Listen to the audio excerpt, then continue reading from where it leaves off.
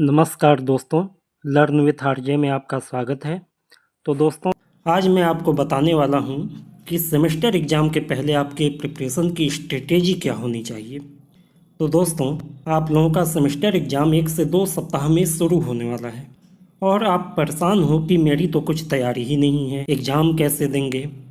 तो आपको बिल्कुल भी परेशान होने की ज़रूरत नहीं है। बस आपको करना यह है कि आपको अभी से लग जाना है। यदि आप ये सोचेंगे कि एग्ज़ाम के ठीक पहले 1-2 दिन पढ़ाई करके एग्ज़ाम अच्छी तरीके से दे लेंगे, तो ये तो संभव नहीं है। शायद आप पास तो हो जाएं, लेकिन अच्छे नंबर लाना संभव नहीं है।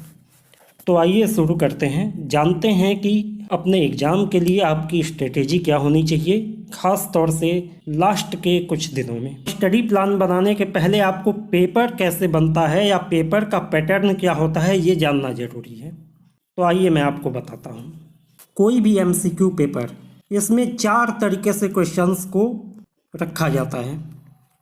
किसी भी पेपर में 40 से 50% क्वेश्चन ऐसे होते हैं जो इजी कैटेगरी के होते हैं।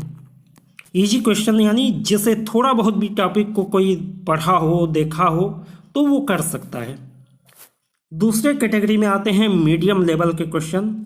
ये हर पेपर में लगभग 30 से 40% के बीच में वरी करते हैं और ऐसे क्वेश्चन वही व्यक्ति कर सकता है जिसने टॉपिक को ध्यान से पढ़ा है। हल्के फुल्के में पढ़े हुए लोग इसमें कंफ्यूज हो जाएंगे और गलत जवाब दे के आ जाएंगे।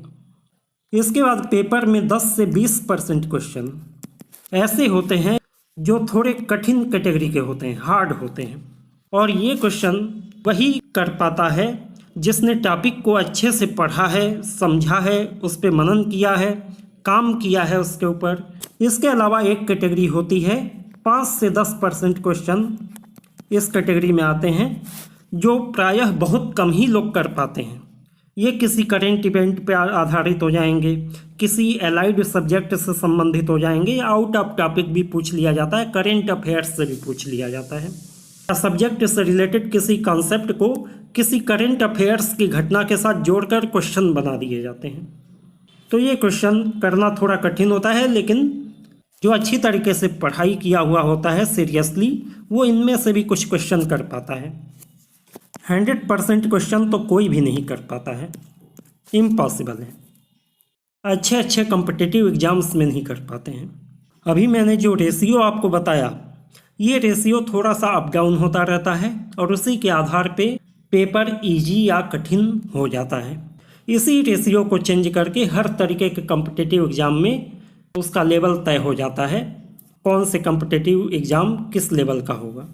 ये 40 से 50% जो इजी वाले क्वेश्चन हैं, ये ऑलमोस्ट सभी लोग करते हैं और ज़्यादातर लोगों के ज़्यादातर क्वेश्चन सही भी हो जाते हैं और वो पास हो जाते हैं। लेकिन अच्छे मार्क लाने के लिए आपको मीडियम और हार्ड लेवल पे वर्क करना ज़रूरी है। मीडियम और हार्ड लेवल के क्वेश्चन को आप करेंगे तभी आप स्कोर कर पाएंगे। और इस काम को करने के लिए आपका स्टडी प्लान क्या होना चाहिए, आइए अब स्टडी प्लान के बारे में देखते हैं। यदि बुक में आपने कोई इम्पॉर्टेंट पॉइंट हाईलाइट किया हुआ है, कोई नोट्स बनाया हुआ है, तो उसे ज़रूर देखें, लेकिन बुक से कोई चैप्टर पढ़ने का प्रयास अब ना करें।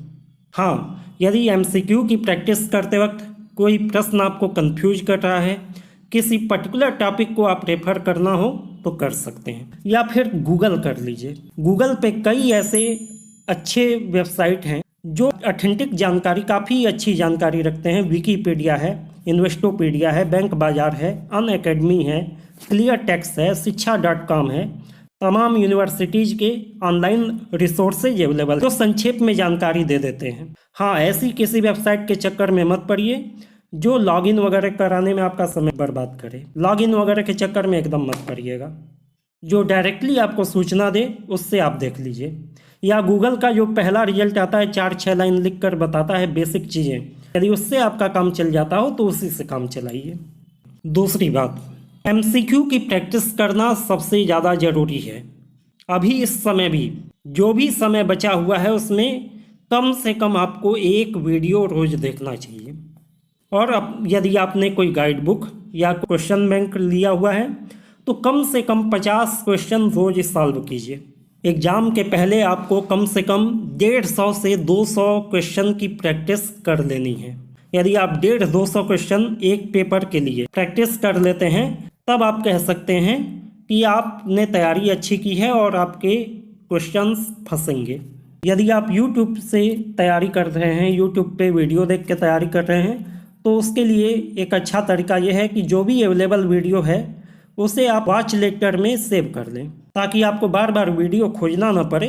वॉच लेटर में पूरा आपका एक प्लेलिस्ट बन के तैयार हो जाएगा। ऐसे वीडियो को हमेशा प्रेफरेंस दीजिए जिसमें थोड़ा सा एक्सप्लेनेशन भी किया हुआ हो। वीडियो से तैयारी करने का सबसे बड़ा फ़ायदा यह है कि बुक में आपको आंसर दे देता है, उसका एक्सप्लेनेशन आपको नहीं मिलता है। लेकिन आप यदि वीडियो देखते हैं तो आपको आंसर के साथ थोड़ा बहुत एक्सप्लेनेशन मिल जाता है, जो आपको चीज़ों को समझने में सहायता करता है।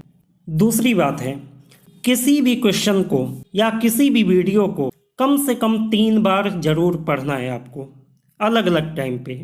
एक सिद्धांत है कि जब पहली बार कोई चीज़ हम पढ़ते हैं, फर्स्ट टाइम जब कोई चीज़ हम पढ़ते हैं, अगले 24 आवर में इसमें से 50% हमको भूल जाता है। यदि 24 आवर के अंदर इसे हमने सेकंड टाइम पढ़ लिया तो अगले 7 दिनों तक हमें ये याद रहता है। धीरे धीरे चीज़ें भूलती हैं, लेकिन 7 दिनों तक ये लगभग फिर 50% के लेवल पे आ जाता है। और इन 7 दिनों के अंदर यदि हमने तीसरी बार पढ़ लिया तो ये चीज़ जो है ऑलमोस्ट परमानेंट हो जाती है। तो आपको इस लेवल पे पहुंचना है। ये 7वां दिन जो है आपका एग्ज़ाम का एक दिन पहले वाला दिन होना चाहिए। आप 7वें दिन नहीं रिवाइज कर पा रहे हैं, 8वें 10वें दिन तक भी रिवाइज करते हैं तो काम बनेगा। लेकिन 3 बार आपको स्टडी करना पड़ेगा किसी भी क्वेश्चन को। किसी भी वीडियो को देख रहे हैं, वीडियो कम से कम 3 बार देखें। एक बार आज देखिए, एक बार उसके अगले दिन देखिए और एक बार एग्ज़ाम के एक दिन पहले देखिए। देखिए आपको कितना फ़र्क समझ में आता है। जो एग्ज़ाम में जाकर आप कंफ्यूज हो जाते हैं ना कि अरे मैंने पढ़ा था, दिमाग पे नहीं चढ़ रहा है, वो चीज़ होनी बंद हो जाएगी।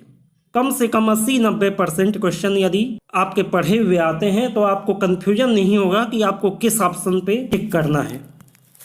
तो ये टेक्निक आप अपनाइए। अगली बात है, MCQ प्रैक्टिस के लिए आप जो भी चीज़ें यूज कर रहे हैं उसे करते वक्त आप 1 लाइनर नोट ज़रूर बनाइए। 1 लाइनर नोट का मतलब है कि भाई इनकम टैक्स लागू हुआ 1962। प्रबंध के सिद्धांत कितने हैं? 14 सिद्धांत हैं। मैनेजमेंट अकाउंटिंग का मुख्य उद्देश्य क्या है? प्रबंधकों की सहायता करना है।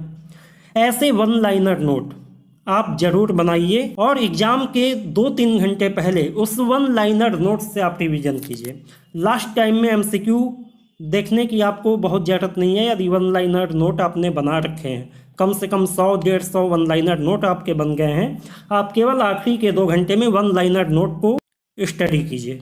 वो आपका समय भी बचाएगा, कम समय में आपकी तैयारी करा देगा। हम बात करते हैं टाइम मैनेजमेंट की। तो देखिए, आपका एग्ज़ाम जिस भी दिन शुरू होने वाला है उस डेट के पहले के एक दिन को छोड़ दीजिए, बाकी दिनों को आप काउंट कर लीजिए कि आज से एग्ज़ाम शुरू होने के एक दिन पहले तक आपके पास कितने दिन बचे हैं। अब इस दिनों की संख्या में आपको पेपर की संख्या से डिवाइड कर देना है। जो रिजल्ट आएगा वो आपके पास एवरेज टाइम होगा जो आप हर पेपर की प्रिपरेशन के लिए यूज कर सकते हैं। इस समय को आप इक्वली भी डिवाइड कर सकते हैं, या फिर यदि आपको लगता है किसी पेपर या सब्जेक्ट की तैयारी कम है या कोई पेपर आपको कठिन लगता है तो उस पेपर को आप थोड़ा ज़्यादा समय दे सकते हैं और दूसरे पेपर्स में थोड़ा सा समय कम कर सकते हैं। टाइम को आप कैसे यूटिलाइज करेंगे, इसके लिए आपको समझना पड़ेगा स्टडी प्लान। तो ज़रूरी यही है कि ज़्यादा से ज़्यादा आप प्रैक्टिस कीजिए, अपने समय को दुरुपयोग मत कीजिए। आज के दिन से ही कम से कम 4 घंटे 5 घंटे रोज़ के लिए निकालिए। आप 5 घंटे यदि आप रोज़ पढ़ाई कर लेते हैं तो सेमेस्टर एग्ज़ाम कोई बहुत बड़ा एग्ज़ाम नहीं है, आप बड़े आसानी से बहुत अच्छे नंबर पा लेंगे। तो उम्मीद करता हूँ मैंने जो स्ट्रेटेजी बताई है वो आपके काम आएगी और आप अपने एग्ज़ाम में अच्छे नंबर प्राप्त करके सफल होंगे। Good day to all of you.